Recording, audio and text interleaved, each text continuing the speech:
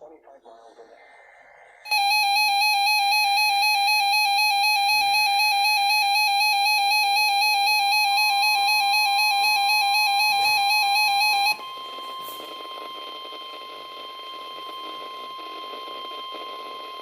The National Weather Service in San Diego has issued a required weekly test for the following areas in extreme southwestern California: Orange County, Riverside County, San Bernardino County, San Diego County, and the coastal waters from San Mateo Point to the Mexican border and out 60 nautical miles, including San Clemente Island.